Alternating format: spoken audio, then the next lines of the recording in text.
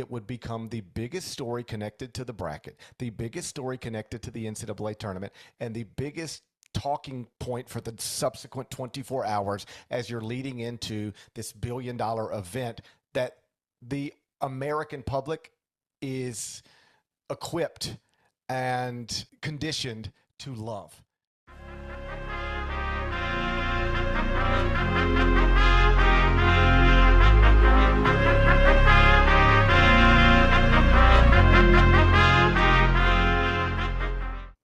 Hello and welcome back to Stat Chat Sports, a podcast where I talk all things sports. I'm your host, Johnny Petronas. Thank you so much for joining me today, and I am incredibly honored and humbled to be joined by Mr. Gary Parrish, columnist and TV analyst for CBS Sports and host of the Eye on College Basketball podcast. Mr. Parrish, thank you so much for being here today. It's my pleasure. I appreciate you asking. I'm looking forward to talking with you. Absolutely. So obviously we are 5 days away from Selection Sunday. It's crazy to say this basketball season has absolutely flown by. And how do you feel about how the season's been so far? It's been great. Like, I've been doing this for a while now. You can probably tell by my lack of hair or wrinkles, and I can find something out of every college basketball season. It's the job. But this one does feel like it's been better than most for a variety of reasons. The elite teams have been truly elite, really from start to finish. Like, Michigan has looked great from the jump. Duke, Absolutely. Arizona, same thing. So the elite teams probably showed themselves really early, Florida being the exception to that rule, but they've joined the conversation as the season progressed. And then this freshman class, I'm not the first person, probably won't be the last to call it the greatest we've ever seen. And I know that might sound hyperbolic to some, but the only other class people really try to compare this to is the 2007 high school class that played in the 2007-2008 season. That, of course, is Derrick Rose, Michael Beasley, O.J. Mayo, Eric Gordon, Kevin Love. And that class was great, but I also lived through that class, covered that class, knew all those guys. And if I had to pick one or the other, this freshman class or that one, I would go with this one. So the quality at the top of college basketball has been great. The freshman class, amazing. The Miami, Ohio story, perfect. It's been an excellent college basketball season. I'm not certain how it's going to end, but I can't wait to find out. Absolutely. Yeah. I mean, the freshmen have just been absolutely amazing this year. It just feels great to say that we will have such an amazing NBA draft class this upcoming NBA season with, AJ DeBansta, Darren Peterson, Darius Acuff, the list goes on and on and on. It's absolutely amazing, especially with the, I believe, 2024 NBA draft just a few years ago when you didn't even know. I mean, the Zachariah Risache, Alex Sarr. I mean, absolutely no disrespect to those players, but I mean, if you ask half of the college basketball fans out there, they wouldn't even know who was going number one in that draft. I don't think we knew really until it got very, very close. And even then it was like, really? That guy? For instance, just to hammer home your point, I think this is true, that Darius Acuff Jr., the lead guard at Arkansas, might not go in the top 5 of this draft, would probably be the number 1 pick in that Alex Sarr Risache draft. And so I happen to live in the Memphis area. I'm a Grizzlies fan. My boys are Grizzlies fans. We planned on having a John Morant, Desmond Bane, Jaren Jackson Jr. core deep into the future. That didn't work out so well. So it's moving forward. We're going to have a pick in the lottery. And so me and my boys have been sitting around like scouting college basketball players, scouting with a 9-year-old and a 12-year-old. Absolutely. And trying to figure out who's going to be their next favorite player with the Memphis Grizzlies. And, so I put their eyes on DeBansa and Michael Brown and Cameron Boozer and Darius Acuff. And you could probably go about 6, 7, maybe even 8 deep in this draft, where if you dropped them in the Risache Sarr draft that you referenced, they probably go number 1. In this one, they might go 6, 7, 8. That's the thing about this draft. It's not just that you can get a franchise changer at 1. It's that you can maybe get a franchise changer at 7. I believe this sincerely. Most people's top 3 is Darren Peterson, AJ DeBansa, Cameron Boozer in some order. And then we start debating the Caleb Wilsons or the Darius Acuffs or the Michael Browns or the Keaton Wogglers. But it usually starts with those top 3. I would bet a paycheck on this. A Naismith Memorial Hall of Fame player will be selected after those three. I'm not sure who it is. Could be Acuff, could be Wagler, could be Nate Ament, could be Yaxel Lindenberg. Who knows? But Yeah. like a future Hall of Famer will be selected outside of this top three. And that's why you see so much of the NBA, like at least a third of the league, tanking right now. Because it's not just Absolutely. tanking to try to get to number one to get a Zion Williamson or a Wemby. It's like tanking to, try to get to number one so you can take DeBonsa or Peterson or Boozer. But you'd be thrilled to get to number four. You'd be thrilled to get to number six. You'd be thrilled to get to number eight because in a different draft, that's the equivalent of a number one. I saw where Brian Windhorst at ESPN noted that one general manager told him, if we could just pay, like put a number on it, buy the number one pick in this draft, we pay $100 million for it. We pay $100 million just to have the right to select first. That's how good this draft is. That's how good this freshman class is.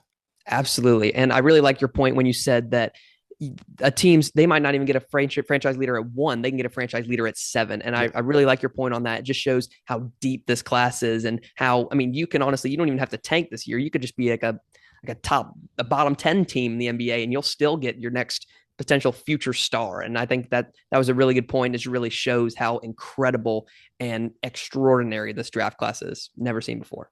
Yeah, it's going to be great. The lottery night, you will see franchises change that night, even before we know exactly where the players are going. Just when we know what those ping pong balls have created an order, like if the Pacers get the number one pick, that flips the franchise like that.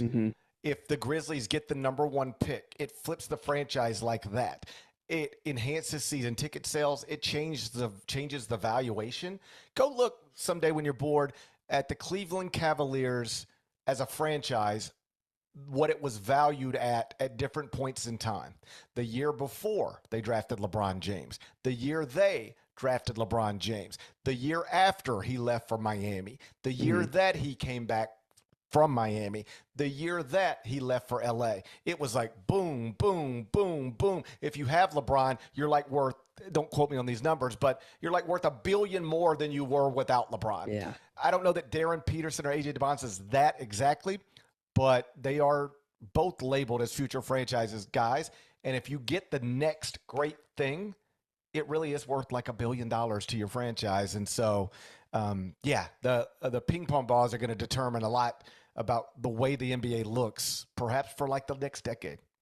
Absolutely. Yeah. I mean, like you said, like just any player in this draft could turn your team into from like a, $800 million team to a $1.8 billion team. It's just crazy how it just flips like that. But I would love to start talking about the tournament as the bracket is 5 days away. We're on conference tournament play right now.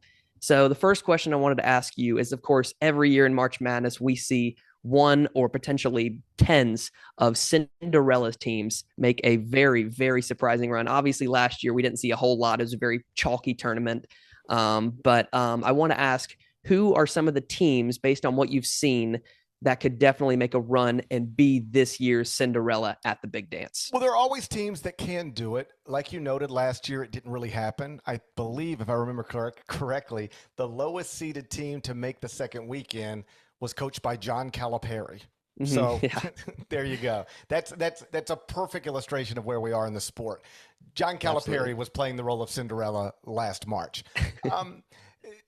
Because of NIL and revenue share and the transfer portal and transfer waivers that allow young people to move from one campus to another without sitting out a year, it's just really made it difficult to have the St. Peter's stories or the Davidson Steph Curry story.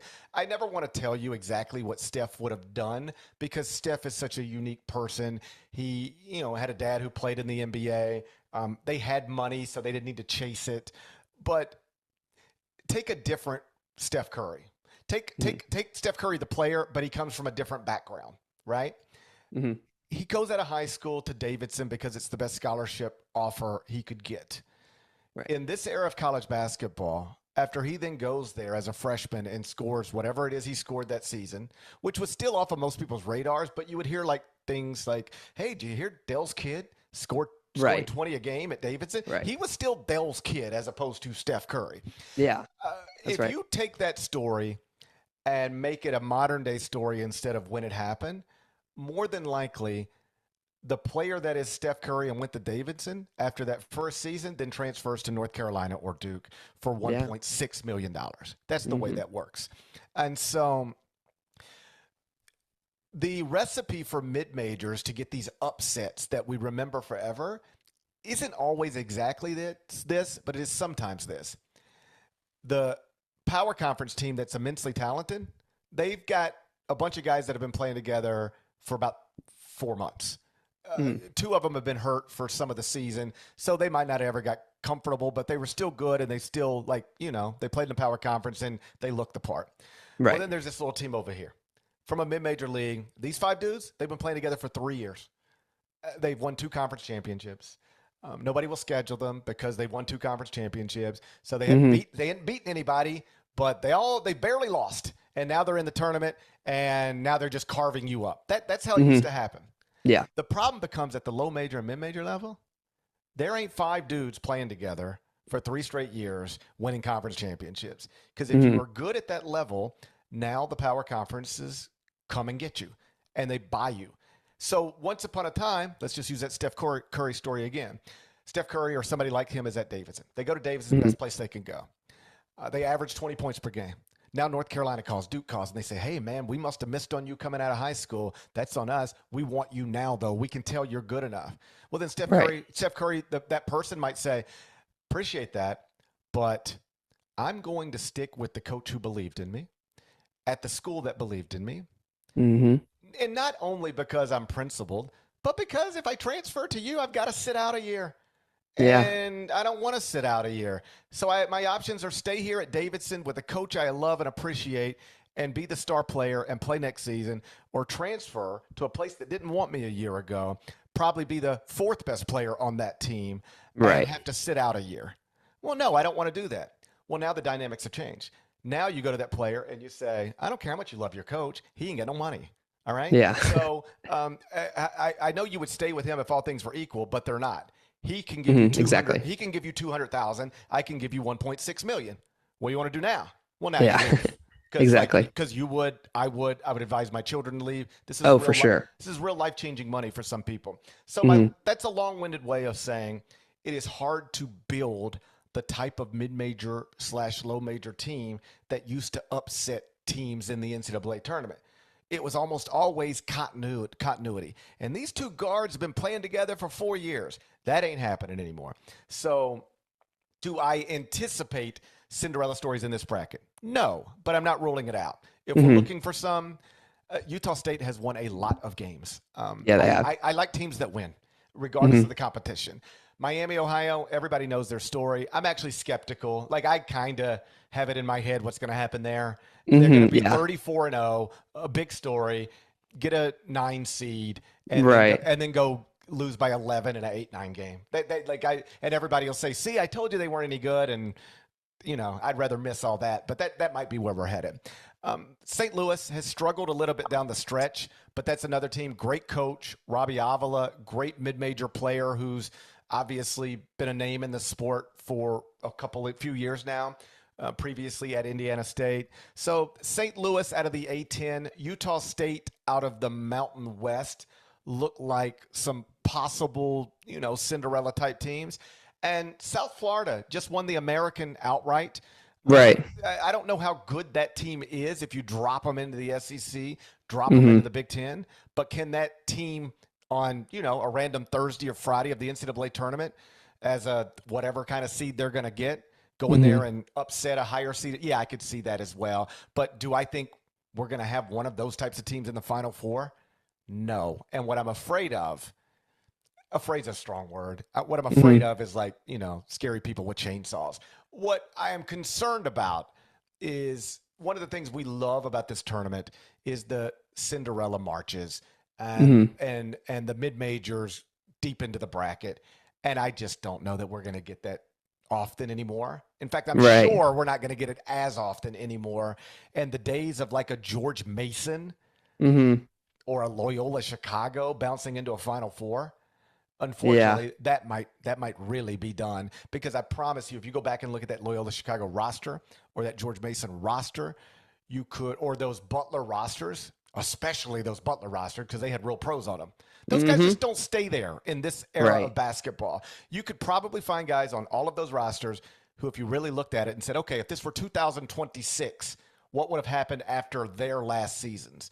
And Mm-hmm. you would say that guy at Loyola Chicago, who the next year led him to the Final Four, he wouldn't even have been there the next year. That Yeah. guy at Butler, that guy Shelvin Mack at Butler, who went on to play in the NBA, Mm-hmm. he might not even been there the next year because he'd have been bought by Indiana or something like that. So the Right. gap has just widened, and it's going to make those stories more infrequent than perhaps they've ever been. Right. Yeah. And honestly, I think you're absolutely right. I'm really afraid, and I'm really thinking it's going to happen. I'm really afraid of a chalky bracket, but Yeah. I'm worried that that's what we're coming towards And because I just made a video the other day about St. Louis. I mean, this team, they're one of the most efficient offenses in the nation. I think they're seventh right now in points per game. They were at the time that I filmed number one in opponent field goal percentage at like 36%. They're a great shooting team. They shoot a lot of threes and make a lot. But I mean, they went and played George Mason at George Mason and just got annihilated. They shot the ball terribly. And I think one thing, like you said, how nowadays at those mid majors, all the players have never played together. Their best player in Robbie Avila, he wasn't even there last year, well, played at Indiana State. So, I mean, I think that just shows that the days of mid majors are fading and the characteristics of mid majors are not how they used to be as they are today. yeah, I think that's right. And with St. Louis, I wonder if what happened at Mason was a little bit of a hangover from clinch their first conference championship since 2014 at home in front of a Mm-hmm. sold out crowd on senior night just a few nights earlier. We had that game on CBS Sports Network. Mm-hmm. George Mason started like 18-1 before it went bad. So Right. I didn't expect St. Louis to get blasted like that, but hangovers and letdown situations are real things in basketball, and that was set up to be one of those things. You go from celebrating your senior night in a conference championship to walking into somebody else's building for their senior day as the conference champion. They're ready to try to get you. That was set up for Right. something like that, but still disappointing because though. And I heard somebody say, but St. Louis didn't have anything to play for. Yes, they did. Like you Mm-hmm. were still playing for a seed. And, I don't know where exactly they are seated in this morning's CBS Sports bracketology, but getting blasted like that at George Mason probably changed the number at least one place in the wrong direction. Right. Yeah, absolutely. I mean, they definitely had stuff to play for sure. In terms of just honestly getting an at-large bid at this point. Like, I mean, I feel like that game honestly kind of put them more in the shoes of Miami of Ohio, as where it's to like, do they have the the resume to get in as an at-large team if they fall to a team like George Mason in the A10 tournament? It really took a shot at their at-large hopes for sure. Well, But so yeah. I'm looking at it now, and CBS Sports bracketology as of Tuesday morning has them as a 10 seed. So Okay. that's still out of the first four. Mm-hmm. But to your point, now you go to the A10 tournament. I mean, you lose your first game. Um, let's say the MAC becomes a two-bid league. Let's say the West Coast Conference is a three-bid league. That bubble starts to shrink, and suddenly you were safely in the bracket a week ago, and now they're sending you to Dayton. You've got to win a game just to get back into the main bracket. That's Mm-hmm. what that loss at George Mason at least puts you at risk at. Right. Absolutely. And now that we're on the topic of these, bid stealers and these just underdogs, I want to talk about Miami of Ohio for a minute. Before the MAC tournament even starts, because obviously it starts Thursday, March 12th, I wanted to ask about Miami, Ohio.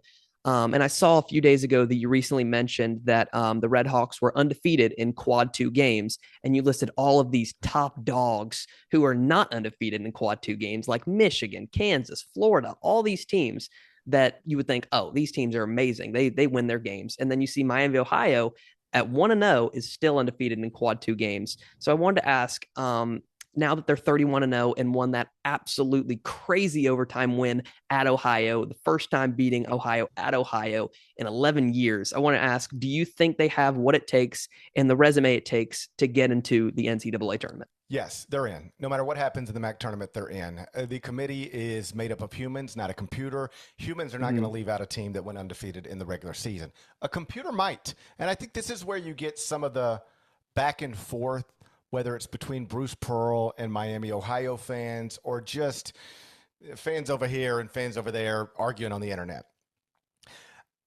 Bruce Pearl made the point and sort of got this whole conversation started. Right. And he took it to a place that I think got him into a little trouble, invoking Auburn, his son's team, suggesting they would be in or should be in before it got to a complicated place because it's his son's team. But his narrow point, if he would have just kept it very simple, there is some data to support it. If you want to argue against Miami, Ohio, I can tell you how to do it. It's not hard. Yeah. You say things like this. Yes, they're 31-0, but they don't have any quad one wins.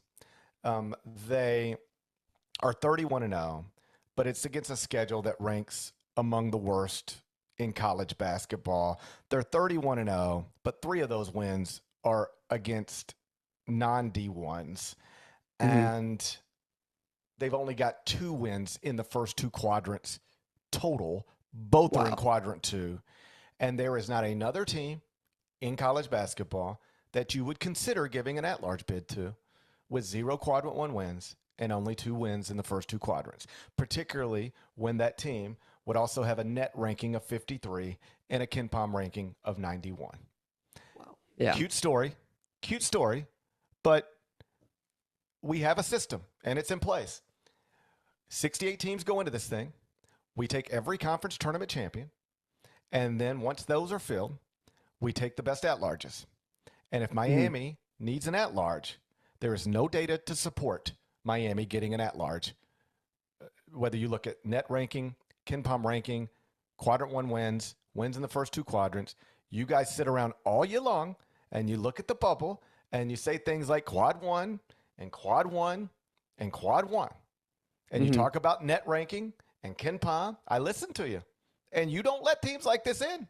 If I told you there was an SEC team that had 0 quadrant 1 wins, only 2 wins in the first 2 quadrants, and was 91st at KenPom and in the 50s in the net, you would laugh at me. But that's the team you want to get an at-large bid to? What are we doing? That's the way you argue against Miami, Ohio. All right? You just keep it narrow, you keep it factual, you keep it data-driven. Now, here's the way you argue against everything I just said. Bro, I don't care. They're 31-0. They haven't lost. In a sport where everybody loses, they haven't. I know that they played a schedule that ranks 340th in the country according to the net, but I think you probably know by now that is in part because teams would not play them. They were returning 4 of their top 5 scorers from a 25-win team. So every time they sent an email saying, hey, we need a game, we'd like to play you guys if you'd play us, somebody in a basketball office at a power conference says, hey, Miami, Ohio just reached out. What do you think? And they go, okay, run the numbers on them. And they say, yeah, bring them back 4 of their top 5 scorers from a 25-win team. And the head coach says, why would I pay them $180,000 to come into our building and beat us? Yeah, exactly. All right, so no, just tell them thanks, but no thanks. They couldn't get the games. Exactly. So I know that they don't have any quadrant 1 wins. And I know that the computer numbers aren't strong. But I also know that part of the fabric of this sport that makes it great are these types of stories. They haven't lost anywhere. And if you were to leave them out of the bracket because they took 1 loss in their tournament and ended up something like 31-1 or 32-1 or 33-1, you would be losing something your fans have told you they love. To what? Put in an Auburn team that is going to have 15, maybe 16 losses? Exactly. An Auburn team that their own fans are trying to replace their coach on message boards right now. That's who you want in over Miami, Ohio? An Indiana team who, they've had every opportunity to be good and had every penny to be good. They could have bought themselves a good team. Other coaches did. They just failed at it. They didn't do a good job doing what they were supposed to do. Travis Steele did the best job doing what he was supposed to do. To not reward that would I'll put it simple.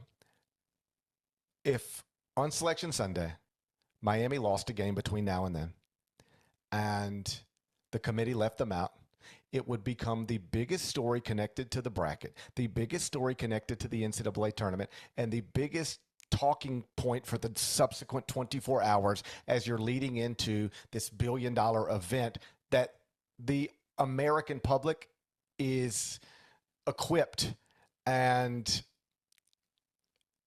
conditioned to love and appreciate. Absolutely. You would turn it into a negative thing. And that's why even when you hear somebody say, well, the computers don't support it, remember, it's not computers making this bracket, it's humans. And the humans are not going to leave out an undefeated regular season team, period. They've never done it, and this will not be the first. Absolutely. And honestly, as a Florida State fan, obviously this exact same thing happened to us. We were 31 and 13 and 0, won the ACC championship, and we became the first Power 5 at the time, Power 5 team to be left out of the 4-team college football playoff. And I think it's the exact same thing with Miami of Ohio. I know Bruce Pearl's main point was you must put the best 68 teams in the tournament. And when you look at it like that, you can say, sure, they're maybe not the best 68, but it's like you said, this is like the story that everybody wants. You're taking the madness away from March Madness. And I feel like, Alabama, the team that got put in over Florida State on that year in the college football playoff, they lost to Michigan in the first round. Mm-hmm. And honestly, I think it could be the exact same thing with Auburn. I think you could put them in as a 11 seed or something like that, and they'll get bounced by whoever they play just because, they have one very, very impressive quad one win over Florida at Florida. I'll give them that. But other than that, it's just they're not the bid stealing team that you want in the tournament. Absolutely. I would never rule out that Auburn could go on a run in the NCAA tournament. Just like subpar NC State out of the ACC went on a run in the NCAA tournament a couple of years ago and ended up in the Final Four. That kind of stuff is always possible. In my head, it also never has anything to do with any conversation before Selection Sunday. To me, there's a certain order to this thing. We play the regular season, we play the conference tournaments, then we put a bracket together. What happens after that bracket is put together has no impact on whether that bracket was put together right or wrong in my mind. In other words, nobody would argue that Michigan shouldn't be a number 1 seed on Selection Sunday, given what the Wolverines have done throughout this season. Right. If Michigan then goes out and loses a first-round game or a second-round game, that does not mean that Michigan didn't deserve the 1 seed that it got. I think everybody understands that. What people struggle with is the other side of it, which is you argue a school should be left out. Then they get in. Then they win a couple of games. And people say, see, you were wrong. They should have been in. No, I might have been wrong, but I'm not wrong because of anything that happened after the bracket was set. We were setting a bracket based on things that happened before the bracket was set. Anything that happens after that is just stuff that happens after that. And so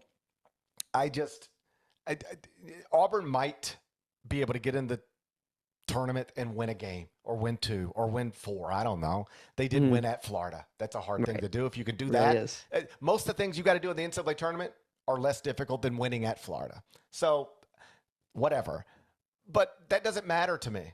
Like when you say things like, who's better equipped to win a game in the tournament, Auburn or Miami, Ohio? If I'm answering that question honestly, it's probably Auburn. Certainly the numbers support that. Yeah. But that's not the question. Right. The question is who deserves to be in this tournament based on what they've done in this college basketball season. And the answer to that question is Miami, Ohio over Auburn. Why? This is simple. One of them has a 0 in the loss column, and the other one has like 15 in the loss column. Right. Exactly. If you're a power conference team, you have every opportunity to prove that you're worthy of being in the tournament. If you take 15 losses before your conference tournament even starts, I honestly don't really care what your strength of schedule is. You're not very good. If you have 15 losses before your conference tournament starts, you're just not a very good basketball team. Or at the very least, you're not consistent enough. I'd rather have somebody who loses less. Right. And exactly. I don't want to bring up something you said earlier that the committee has never left out an undefeated team ever in tournament history.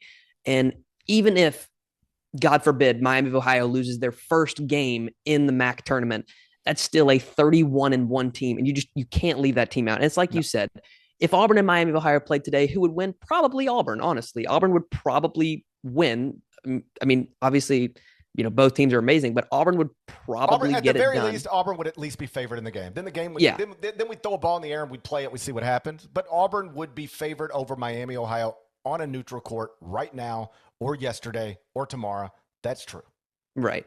Exactly. And even though, Auburn is probably the better team, just at least in my opinion, they're probably the better team.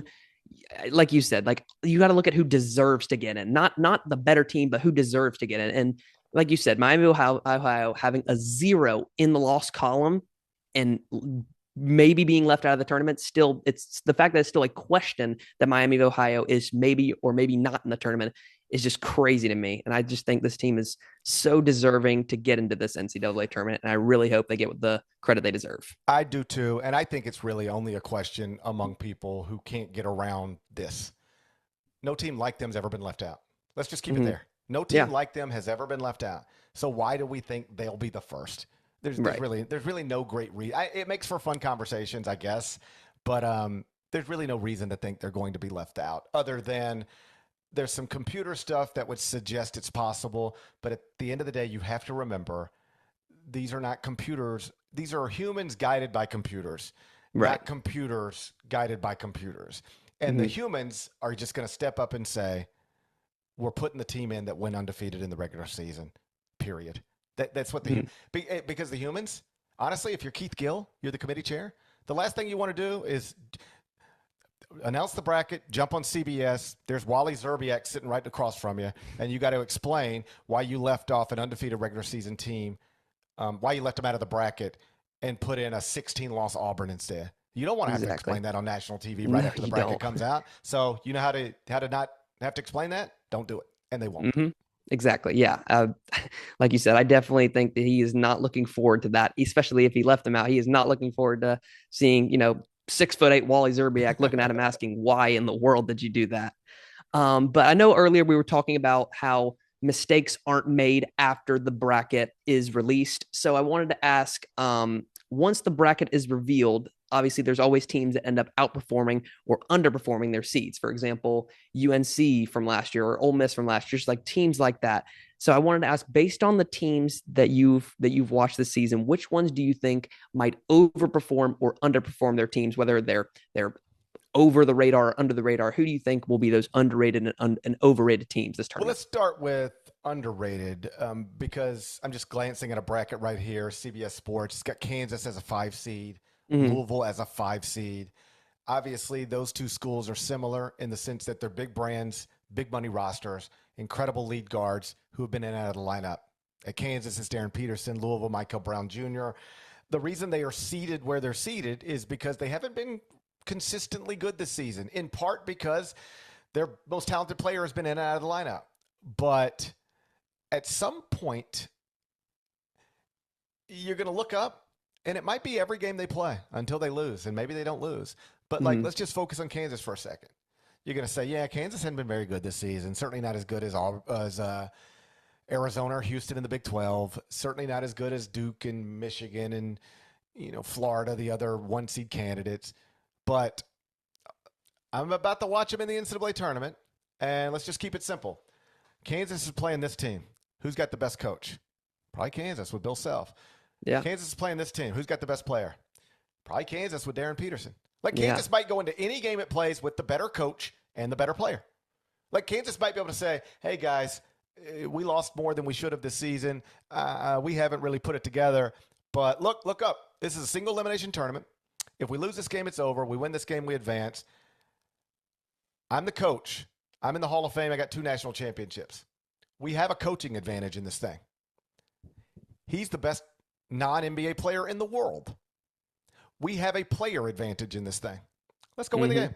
They're going to have that in most games. That's why I wouldn't rule it out. So could I see Kansas making a run that, overachieves relative to seed expectations? Yes. Louisville, the same type of thing, because of they could, in theory, just suddenly look up and have healthy guards that are NBA top 10 talents that haven't been there for big bulks of this season. If you're looking for somebody who could disappoint a little bit, keep an eye on Arizona. They've been excellent, but they do have a obvious flaw in a lack of three-point shooting. They don't really take them. And that's the type of thing that if somebody forces them to play from the three-point line and they're not comfortable doing that, not at risk in the round of 64, I don't think, but Mm-hmm. round of 32, Sweet 16. Like if they get uncomfortable playing a certain way, could get caught. And then Nebraska at this point looks like it's going to be a 2 seed. That's where I would have them right now, at least. And it's an incredible story. Pick 14th in the Big Ten, finished second. Never won a game in the NCAA tournament. Now projected to be a 2 seed in the NCAA tournament. But you look at that roster, they have no future NBA players. Like the only NBA person on the campus is Fred Hoiberg, the coach. Mm-hmm. Teams like that don't typically, you run into somebody and it's like, okay, we're the 2 seed and they're the, whatever seed, the 7. But I think they got two better players than we got. Like a lack of NBA talent on the Nebraska roster, at least historically speaking, puts a ceiling on what that could be. Because anybody can make a run in the tournament. But if you're really trying to win a national championship, history tells us you need NBA players, not good college players. So Right. Nebraska is a great college team, but perhaps with no NBA players. And that's not a normal combination that typically, makes it all the way to the final weekend of the season. Right. And I think you made a very good point. And actually, I've never thought about that. The thing with Kansas is, I mean, they have one of the best coaches in college basketball, as well as arguably the number 1 overall pick. And yet they might not even get, a top 4 seed in this tournament. And I think that's really crazy. I think with a good draw, this is definitely a team that could win, 3-4 games in the tournament. I think that's a very good point. And don't ever forget, like the way this thing is set up, people always go, Kansas, they'll say things like this. It'll be like, you'll say, keep an eye on that 5 seed. It'll be like, hey, dude, Michigan, Duke, Florida, they've been great. Kansas been all over the place.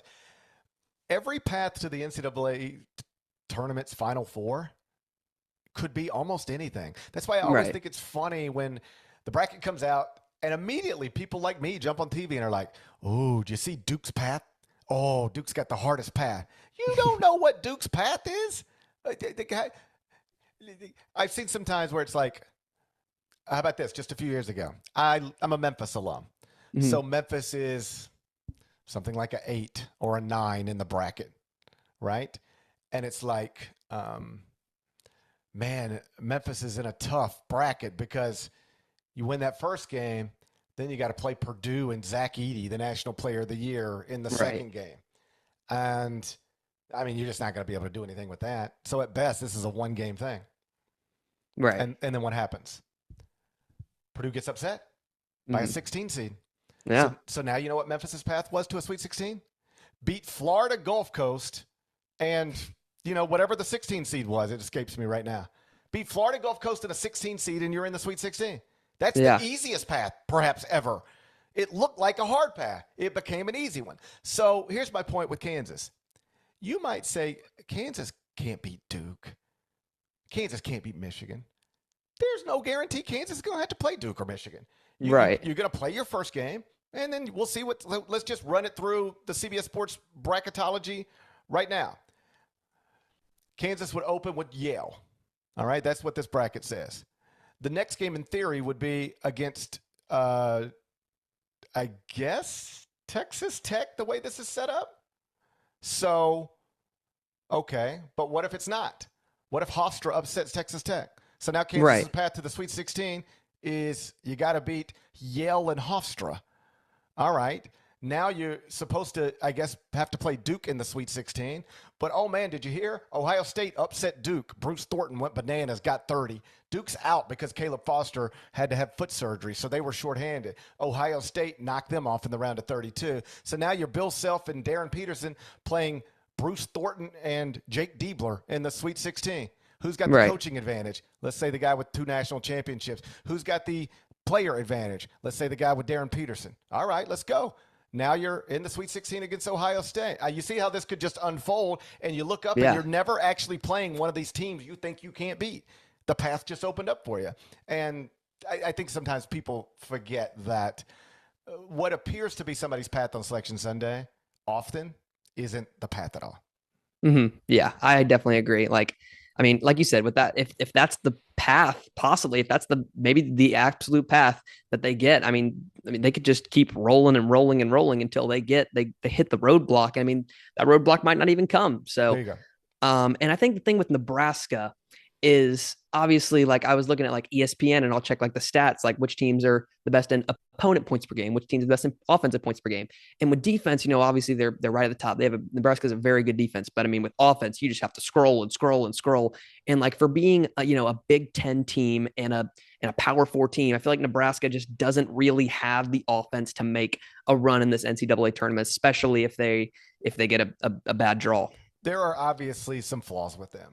I mean, Mm-hmm. they were picked 14th in the preseason Big Right. Ten poll for a reason. And part of the reason is that, the roster looks more like a team capable of finishing 14th in the Big Ten, certainly than second.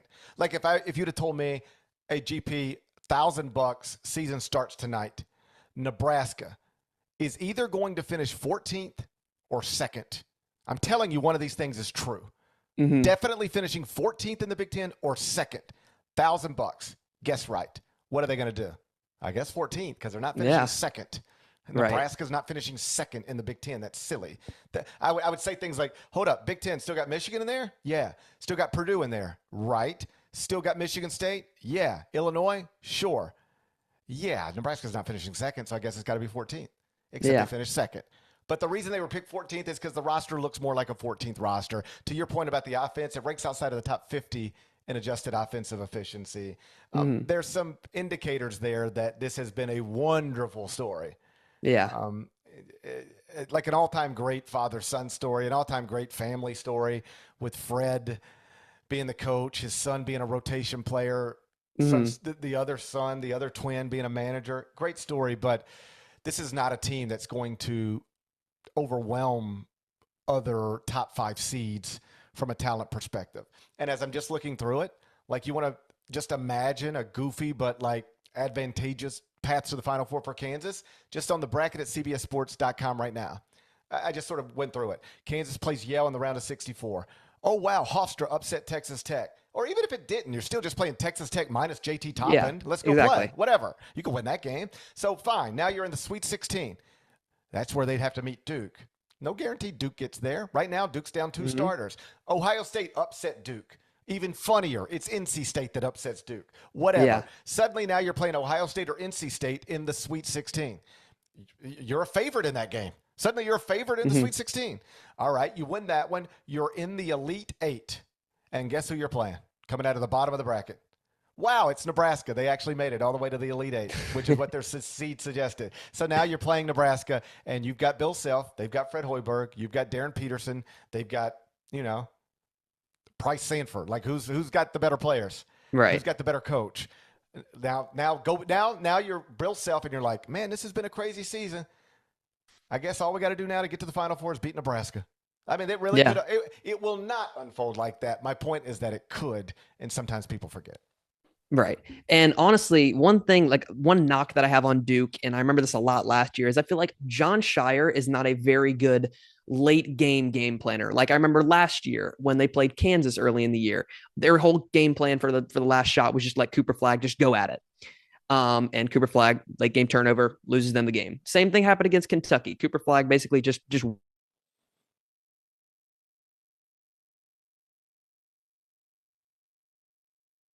NCAA tournament.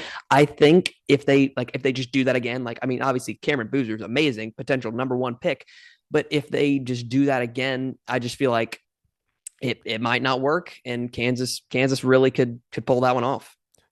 I mean, listen, and I'm not going to count out Kansas and Bill Self against anybody in any one particular game, but Duke has been elite all season. They're elite defensively.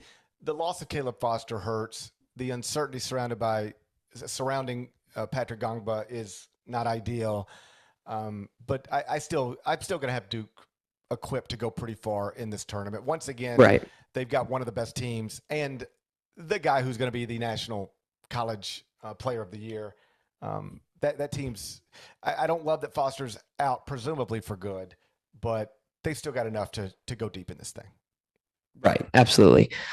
So the next thing that I want to do is in early February, you did a video with CBS Sports where you were given a team and you predicted how far the certain teams would go in March.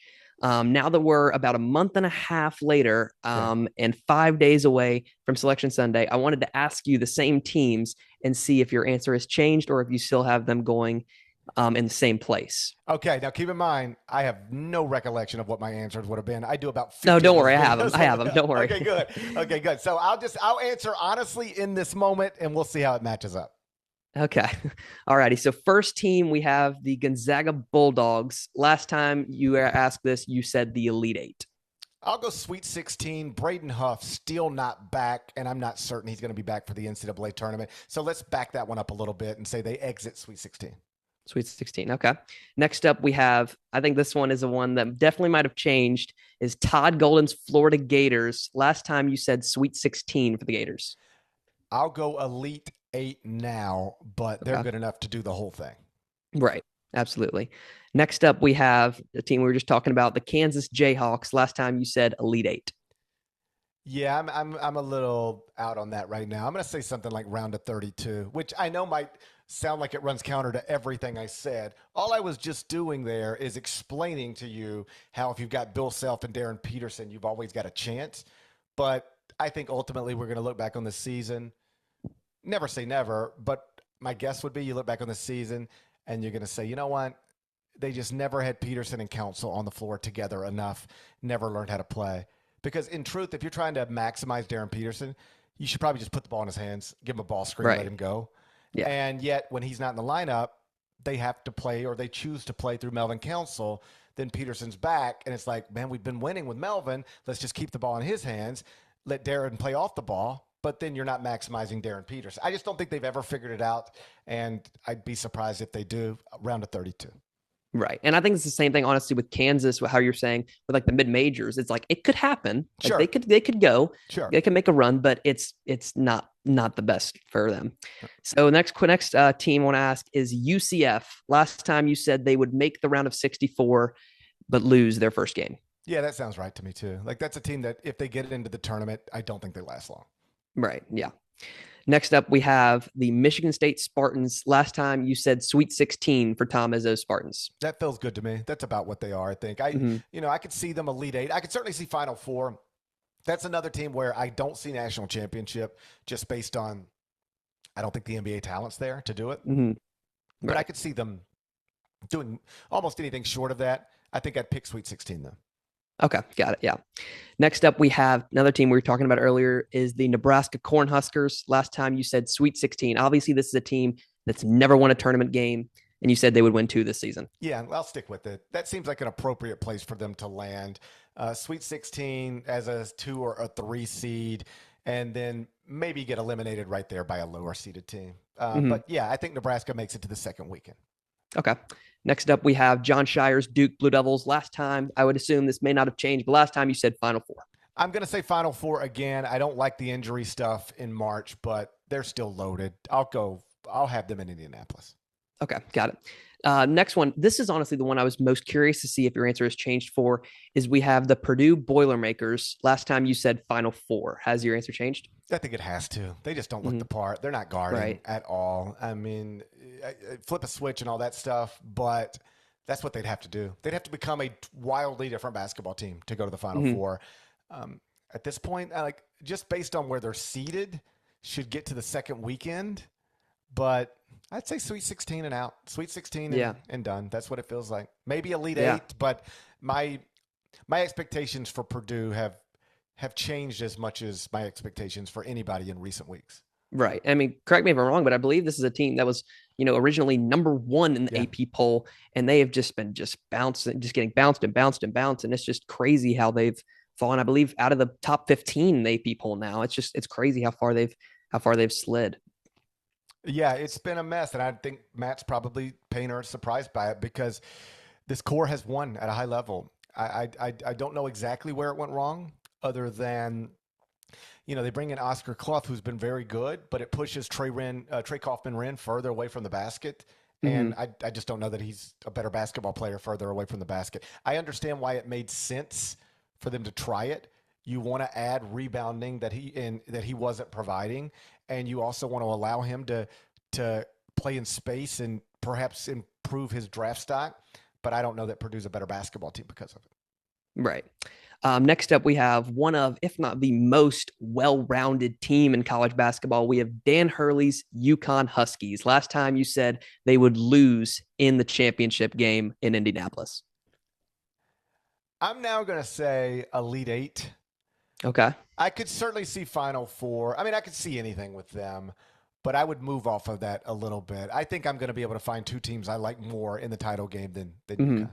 Right. And especially after that Marquette game. I mean, I understand it was Yeah. senior night for Marquette, but I mean, that just shows like UConn's vulnerability. Yeah, and they've got a couple of those now. Marquette loss, a Creighton loss. They got a Mm-hmm. couple of those like real head scratchers that most of the other elite teams don't have. Right. And last but not least, your national champions pick from early February, the Houston Cougars. I'm going to stick with it. Yeah. I know there's not a computer to support it, but I just think at the end of the day, I'm going to have Kelvin Sampson. I'm going to have roster continuity from a team that played in the title game last season. I'm going to have multiple top 20 picks in the NBA draft. We've talked about NBA talent, how it's necessary. They've got it. They have everything. Like, Right. Yeah. what do you need? You need, in theory, elite coach, roster continuity, experience, and legitimate NBA talent. They have all Right. of that. I could see Michigan winning it. I could see Arizona winning it. My pick will be Houston, I believe. Right. And I saw a clip from a few weeks ago from Ryan Hammer where he was interviewing Kingston Fleming, just saying like, freshmen don't really go to Houston. So it was like, why Houston? And I remember he just said, just because Kelvin Sampson. I mean, he was just talking about how he's such a good coach. He thought he's like one of the best coaches of all time, if not ever.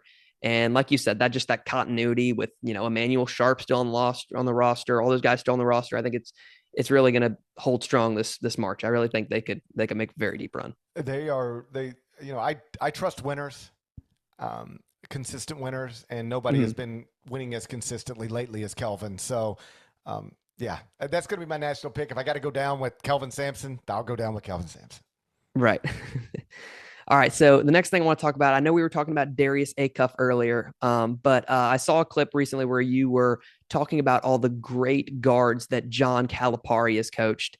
Guys like Derrick Rose, Shai Gilgeous-Alexander, just all-star and MVP caliber guys. I mean, the list goes on and on. He's coached so many great ones. And you also mentioned star Arkansas guard Darius Acuff, who's been putting up crazy numbers. I believe he's averaging 22 a game right now. So outside of, the obvious stars, the AJ DeBanstas, the Cameron Boozers, who do you think are going to be those star players and the players who can become those March Madness legends like a DJ Burns that we always remember and always love? Well, it typically is tied to upsets and people who go, big point totals. So, Bruce Thornton at Ohio State is now the Buckeyes' all-time scoring leader. But he's never played in the NCAA tournament, so most fans aren't really familiar with him, even though he's a 4-year Big Ten player. He's the type who you get him in a first-round game, he could go for 34. Right. And it's like, oh, wow, look at this little guard at Ohio State, and then his story becomes a thing. Tyler Tanner at Vanderbilt looks like the type who could become an NCAA tournament legend, in part because he makes shots from all over the court, in part because of the hair. That kind of stuff matters when DJ Burns was not famous only because he was a basketball player on a Final Four team. He was famous because I say this respectfully, heavy. He was a heavy dude right. in a basketball uniform, and that was part of the story. Tyler Tanner's hair can become a part of the story. Yeah, and so, absolutely. You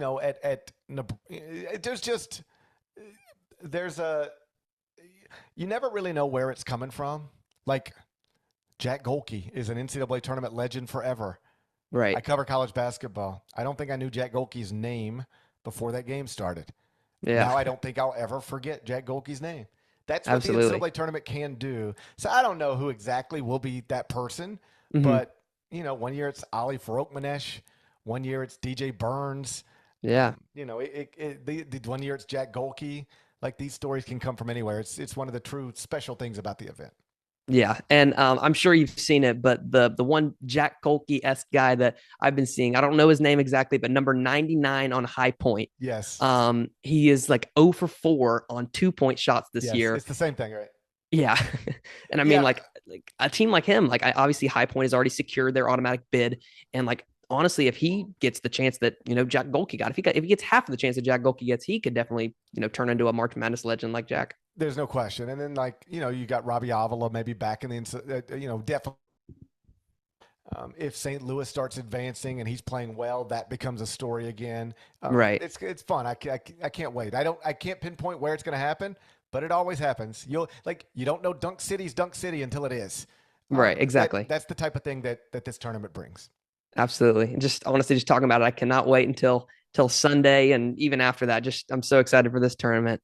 And finally, last but not least, my final question. I know you said that Houston was your national championship pick as of right now, but in that case, since you told me that Houston is your national championship pick, I'm curious who all or what teams do you think are like most capable and definitely capable of cutting down the nets in Indianapolis? Teams I could easily see doing it because there are statistical indicators connected to them that suggest that they can. Duke, Michigan, Arizona, Florida. Those are going to be the 4-1 seeds. I don't want to say that those four have separated from the pack, but I think in any sensible bracket right now, those are the 4-1 seeds. Any of them can win the national championship. Right. Illinois Absolutely. has an elite offense that gives them a chance. An Right. elite offense with NBA players that gives them a chance. Oh, yeah. Houston, we've talked about that. They have a chance. UConn is UConn. I would never say they don't have a chance. So I think that takes us up to 7 teams. And then I would maybe throw in any of the teams that have shown signs of being great, but they aren't going to be seeded that way. But man, they've got these guards that can just take over, like Kemba did, like Shabazz Napier did, like Derrick Rose once did until Chalmers for the tie. And that would be Kansas and Arkansas and Louisville. Right. They've all got these 3 one-and-done lead guards expected to go in the top 10. And we've seen lead guards carry teams deep into the bracket before. Brown, Acuff, and Peterson are good enough to do something like that. But I think if you just told me Duke, Michigan, Arizona, Florida, Illinois, Houston, UConn, those 7 teams, Right. I would bet my house that the national champion is one of those 7 teams. I actually wouldn't because that seems risky, but you get the point. Right. I feel the tournament, a whole bunch of teams can make the Final Four. A whole bunch of teams can get to the Elite Eight. I think there's only probably 7 teams that can reasonably hope to hold the net around their neck on the first Monday night in April, and it's one of those 7 teams that I mentioned. Right, absolutely. I mean, talking about Louisville, I mean, they just absolutely blew me away. As a Florida State fan, I was watching that game because we had just beaten SMU, and with that game, if Miami had beaten Louisville, FSU would have been the 7th seed in the ACC tournament. And in that case, we wouldn't have had to play Duke until the championship game.